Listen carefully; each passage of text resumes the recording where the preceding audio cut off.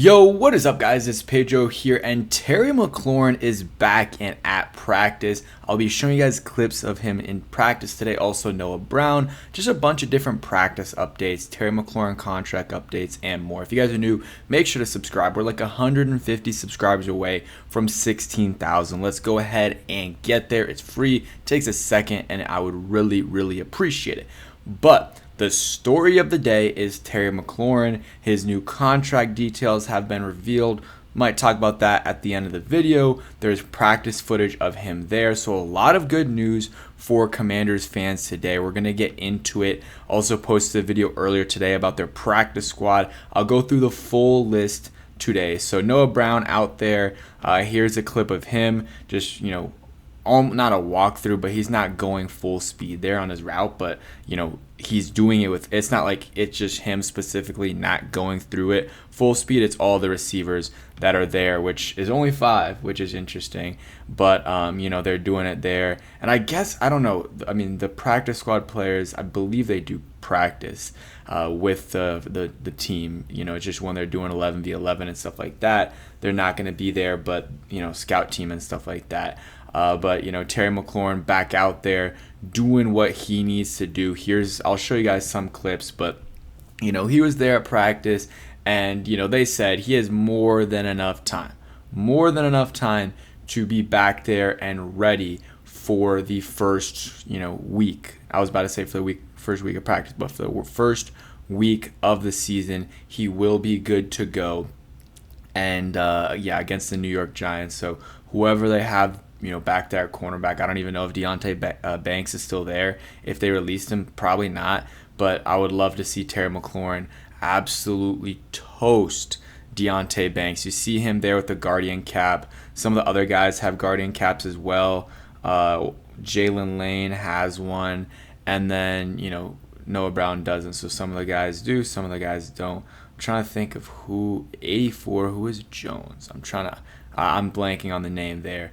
Whoever the first name is, or whatever the first name is. But you got Terry there, Jalen Lane, Luke McCaffrey, and Deebo Samuel running there. So that was a good sight to see for sure. And the Commanders getting out there for practice is obviously very good. I'll go over some of the things said in the press conference today too. Here is a clip. It's going to be hard to see. I'll go ahead and full screen it. And again, shout out, or I didn't even say it earlier, but shout out to JP Finley here for the clip. But you see him throw it to Terry McLaurin on the far side of the field. So you guys can replay that if you want. And we'll go over some other things. So they had the press conference today. It was Adam Peters and then also Dan Quinn. Talked about a bunch of different stuff. And, just talked about the contract situation. Also, I will be giving you guys updates for the numbers.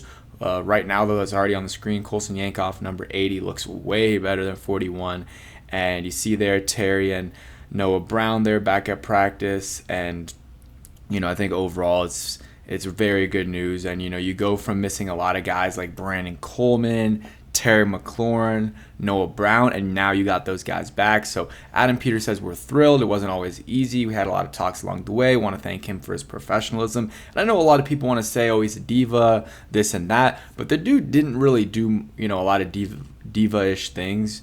Posting stuff on social media, taking whatever out of his bio. Like, he didn't really do all that. I mean, at least to my knowledge, maybe the bio, I don't know. That's just reading too much into it. He didn't really throw shade as much as like some of these other receivers like Brandon Ayuk and, some other guys. But Adam Peters said there wasn't really a turning point and said nobody in the organization will be surprised if he plays out the full contract term, because the contract allows really the Commanders to get out of it after not this season but the next season if they want to. But Terry still has a lot of money on that contract and will be able to do just fine. It will get paid what he wants to. If he performs, he will.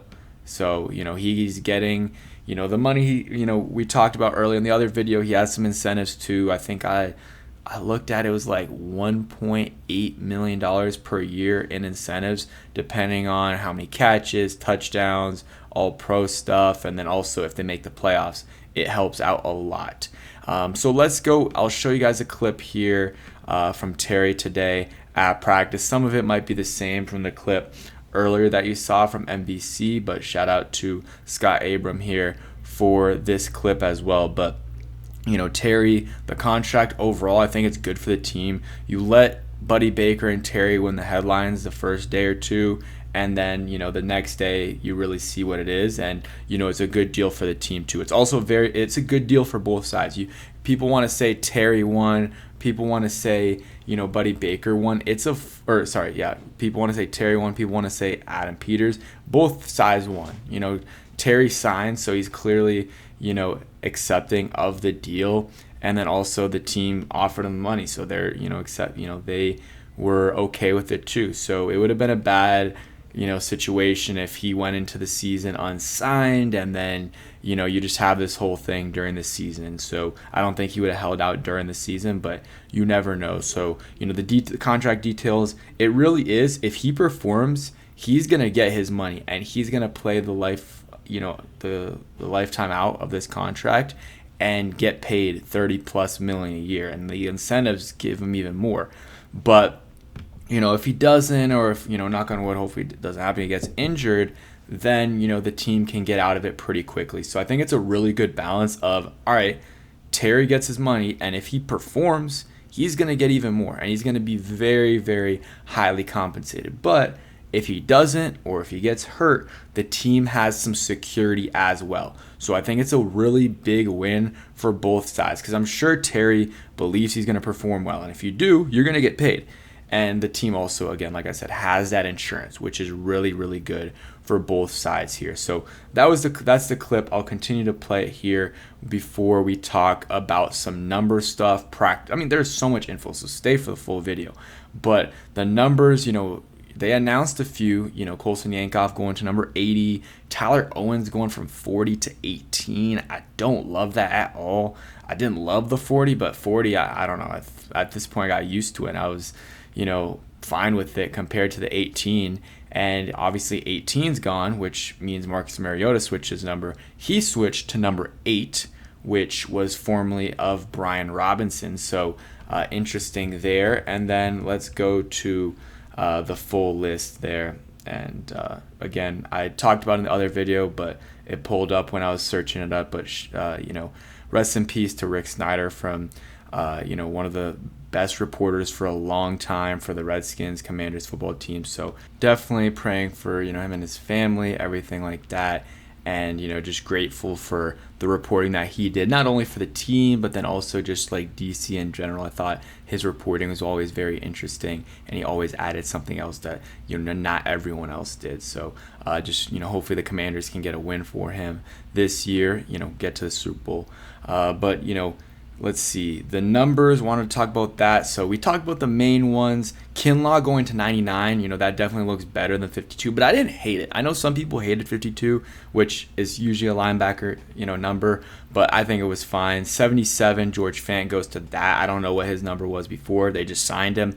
And then the big one that they didn't announce yet is Bill Krosky-Merritt. He was at 32. He's looking to switch numbers. He listed on Facebook or something these different numbers, which number should I choose? And 18 was one of them, which at that point, the numbers weren't released. So we were like, all right, if that's available, that means Marcus Mariota is switching his number. So 18 isn't available. I believe it was like 12, something else, maybe 18, and then 22, 25, and then obviously you could keep 32. I would say keep 32 or go to number 25. I think 25 would be really solid.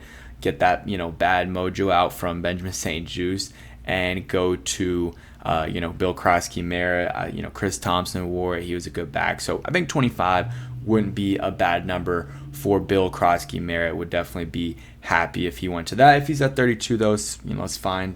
If he has a really good year, he can always, keep it, or he can switch to a different number as well, next off season. So that is kind of it for today's video. Actually, let's real quick before I end the video, hopefully you guys didn't click off the practice squad.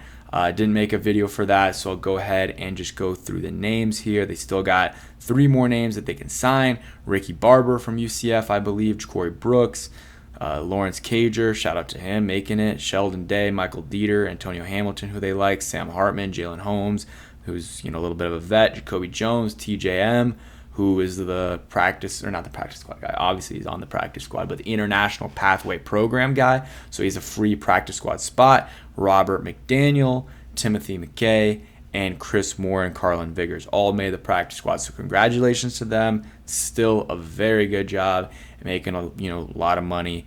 And maybe some of them will contribute this year. And they got 3 more spots to fill. Hopefully they fill them with some maybe new faces for sure. But thanks for watching. Hope you guys enjoyed. Peace.